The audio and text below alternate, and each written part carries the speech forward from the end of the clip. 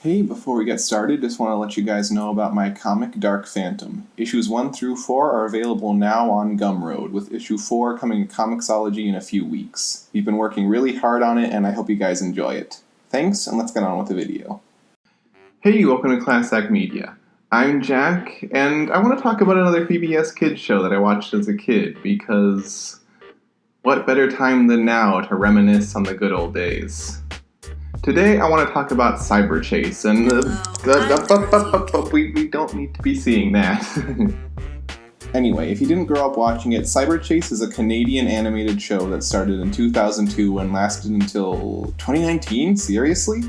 Well then, I'll just be focusing on the first few seasons, because that's what I watched. If you watched Cyberchase as a kid and only remember one thing about it, it's the theme song. Once you hear this song once, it'll never leave your head for the rest of your life. Even if I can barely understand half the lyrics. Cyberchase, we're moving, we're beating hacker at his game. Don't tell me that he's trying to hack the motherboard, we'll get him every time. Cosmic world, freaky places that we've seen. Now, if that theme song got you in the mood to watch a cool, action-packed adventure, then you're out of luck. Basically, Cyberchase follows three kids, Jackie, Matt, and Inez, they're kidnapped, let's just say it. They're kidnapped by this creepy 3D model named Motherboard, who's the ruler of this strange dimension called cyberspace. These kids, along with Motherboard's assistant named Digit, are tasked with defending cyberspace from a villain called the Hacker. Yeah, that's what I said, you son of a... So if Motherboard is the ruler of cyberspace, why does she have to rely on three random children to defend her? You'd think she'd have an army or at least some form of law enforcement. It's like she's begging to be conquered. Am I being too harsh on a show meant to teach math to babies? Yes. But god damn it, I sat through 10 episodes of this thing. I've earned the right to be mean to it. But okay, I'll say something nice about it now. I really like the art style and general aesthetic of Cyberchase. Most shows that take place inside the internet would go the Ralph Breaks the Internet route. Like, oh wow, there's eBay World. Oh wow, there's Twitter World. Oh wow, there's Fur Affinity World. But Cyberchase takes a different approach. I think, since it came out in the early 2000s and the internet was still kind of an unknown entity, they were able to get more creative with how it was portrayed. They still go to different websites, called cyber sites in the show, but the theming is more unique. There's a world where everything's symmetrical, there's a carnival world, there's a Dracula world, there's even a Greek mythology world for some reason. Okay, wait, I just want to take a quick aside to talk about the Greek mythology world. For the most part, they use actual characters from the myths, like Apollo and Calliope, but then you've got this guy who they just call Beast. Like, he's not even a minotaur or anything like that, he's just a generic beast. But aside from that, the character designs within these cyber sites are pretty cool. Like, take this world where everyone is huge. All they had to do was just make regular people, but bigger, but they actually took the time to give all these characters unique designs. Like, look at this guy. He has no eyes. That's weird, but I like it. Although that might just be an animation error. Cyberchase doesn't have bad animation, but you can tell it was made on a shoestring budget. There's a lot of noticeable stuff like lip sync errors. Right, and I'm Xena, warrior princess. Speaking of which, let's talk about the voice acting. The performances of the main three kids they're not bad, but they're a little bit kind of not good. That's mean, I'm sorry, that's mean. I won't make fun of child actors anymore. Okay, one more. Jackie's voice cracks a lot.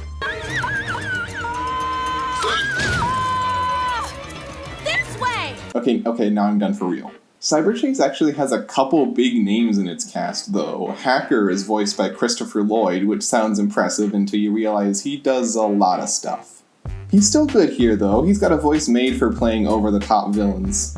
And then there's Digit, played by Gilbert Gottfried, who seems to have made a career for himself voicing cartoon bird sidekicks.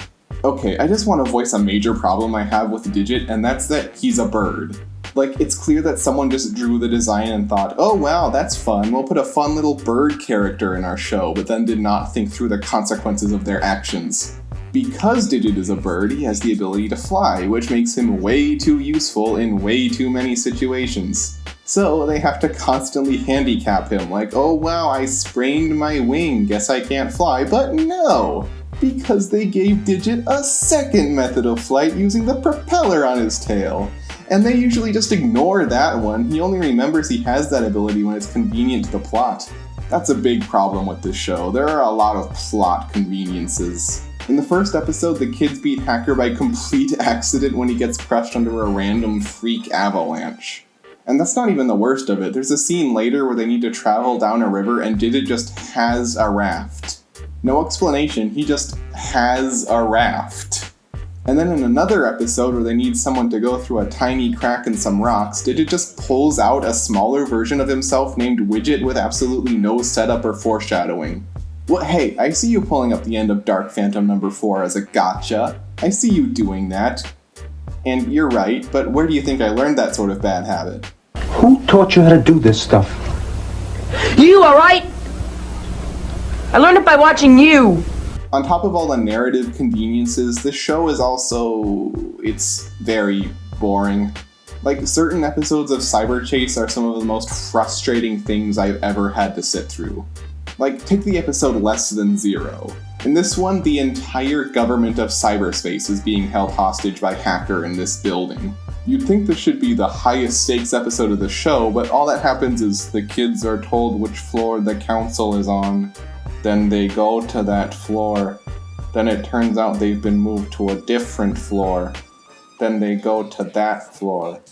Then it turns out they've been moved to a different floor. Then they go to that floor.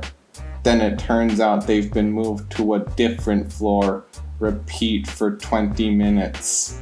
Like, I get it. It moves slowly so the babies watching can learn the math lesson that the show is trying to teach, but I don't think it's too much to ask for all media to conform to my tastes and desires. But hey, for as boring as this show can be, there are times when it gets very compelling. I want you to think back on all the all-time great TV cliffhangers. Dan Connor having a heart attack in Roseanne, the famous Who Shot JR scene from Dallas. These references aren't dating me. Well, those are nothing compared to the Cyberchase two-parter, the Snellfoo Snafu. Right off the bat, you can tell this is a special episode, as it starts with Motherboard's chief scientist, Dr. Marbles, finding the encryptor chip. Oh yeah, I forgot to mention that. Motherboard's been damaged for this whole time, and the encryptor chip is the part she needs to be restored to full power. I forgot how much continuity this show had.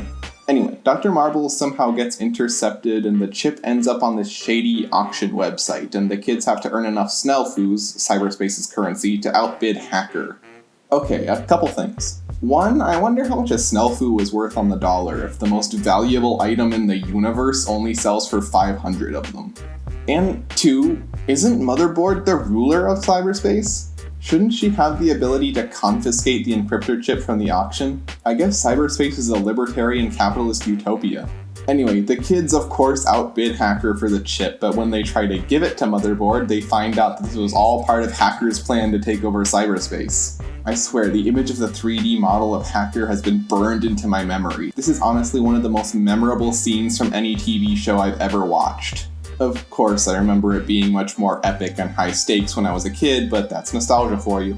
As memorable as that cliffhanger was, I actually didn't remember how it got resolved. Honestly, I'm not even sure I saw the follow-up episode as a kid, and seeing it now, I'm underwhelmed. Like, your heroes are now fugitives, and the villain is in charge of the entire universe. I feel like that opens up way more possibilities than what they ended up doing. The kids are able to steal Hacker's ship, the Grim Reaper, cool design by the way, and travel through cyberspace completely uninhibited. Again, Hacker's in control of the entire universe. You'd think he'd be using every resource at his disposal to track down the only threat to his rule instead of just using the same two henchmen he's always been using. The entire episode focuses on the kids tracking down and buying the parts for a tracker to find the real encryptor chip, which I guess Hacker kept? I don't know, man. I'm just so confused why they're having a hard time finding good prices for all the parts they need.